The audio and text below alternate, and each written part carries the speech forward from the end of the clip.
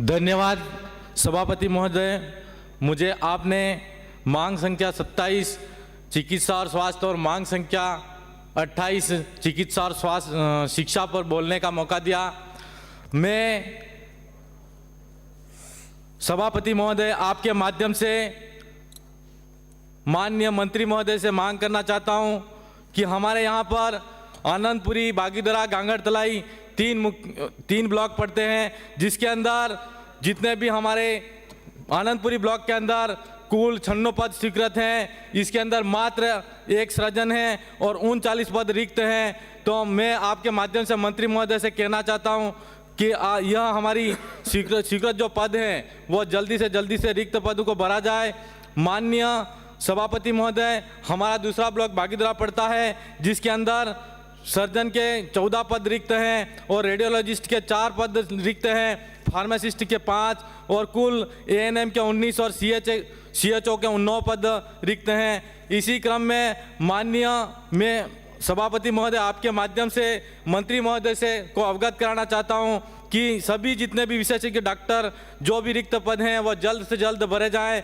हमारे तीनों ब्लॉकों के अंदर, तीनों जो ब्लॉक है उसके अंदर 2 उप जिला स्वास्थ्य केंद्र हैं, उसके अंदर सीबीसी मशीन नहीं है। तो सीबीसी मशीन आप लगाएं ताकि हमारे वहाँ की जनता को खून की जांच कराने के लिए जिला मुख्यालय तक नहीं आना पड़े। और हमारे पास में गुजरात, मध्य प्रदेश की सीमावर्ती इलाके के अंदर जो अस्पताल हैं वहाँ पर जाना पड़ता है। सभापति महोदय, मैं आपके माध्यम से मंत्री महोदय से कहना चाहता हूँ कि यहाँ पर हमारे यहाँ पर दूरस्थ इलाका है, जिसके तहत हमारे जहाँ पर किसी भी अगर महिला का डिलीवरी का पीरियड हो या फिर किसी भी भाई का एक्सीडेंट हो जाता है, ऐसे हाल में हमारे वहाँ पर जो 108 लगी है उसकी हालत बिल्कुल ख़राब है।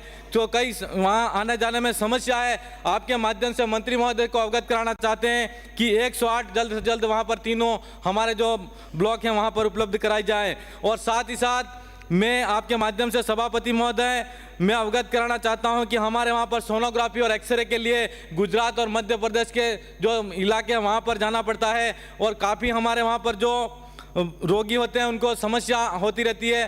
तो मैं आपके माध्यम से मंत्री महोदय को अवगत कराना चाहता हूं कि वहां पर एक्सरे मशीन और सोनोग्राफी मशीन भी लगाई जाए। और साथ ही साथ हमारे वहाँ पर पीएचसी से सीएचसी क्रमोन्नत के लिए चांदरवाड़ा और बुढ़वा, बागीदरा और फलवा जो इलाका है उस इलाके के अंदर जो पीएचसी है उसको सीएचसी में क्रमोन्नत करने के लिए मैं मंत्री महोदय को कहना चाहता हूँ। और साथ ही साथ आपके माध्यम से मैं मंत्री महोदय को कहना चाहता हूं कि हमारे 7000 सीएचओ जो रिजल्ट के पेंडिंग के अंदर पड़े हुए हैं और 2013 की भर्ती जो नर्सिंग हुई थी उसके अंदर 11000 नियुक्तियां हुई हैं, लेकिन आज अभी तक 45,014 पेंडिंग में पड़ी हैं। तो मैं मंत्री महोदय को कहना चाहता हूं कि उन भर्तियों के बारे में भी सोचने की जरूरत है और ये मांग है वो पूरी की जाए। साथ ही साथ मैं आपके माध्यम से मंत्री महोदय को कहना चाहता हूं कि सीएचओ की भर्ती के अंदर जो नियमित कैडर है उसके अंदर हमको सीएचओ को अस्थायी किया जाए और जो सीएचओ लगे हैं उनको अस्थायी किया जाए। हमारे वहाँ पर जो पूरी विधानसभा के अंदर जितने 450 उप स्वास्थ्य केंद्र हैं जिसके अंदर 180 लगे हुए हैं, बाकी सारे पद रिक्त हैं। तो मंत्री महोदय से कहना है कि वो भी जल्दी से आप हमारे जो सीएचओ के रिक्त पद हैं वो भरे हैं। साथ ही साथ आप सभापति महोदय मैं आपके माध्यम से मंत्री महोदय को कहना चाहता हूं कि 13,000 जो कोविड में सहायक थे जिन्होंने विकट परिस्थिति के अंदर जब हम ताली बजाओ और थाली बजाओ कर रहे थे उस समय उन लोगों ने हमारे साथ में यहाँ लोगों की जान बचाई और उन लोगों के साथ में आज की तारीख में विकट परिस्थिति में साथ देने वाले जो कार्मिक थे सीएचए उनकी तरफ सरकार का, गई सरकार का या अभी वाली सरकार का ध्यान नहीं गया। तो आपके माध्यम से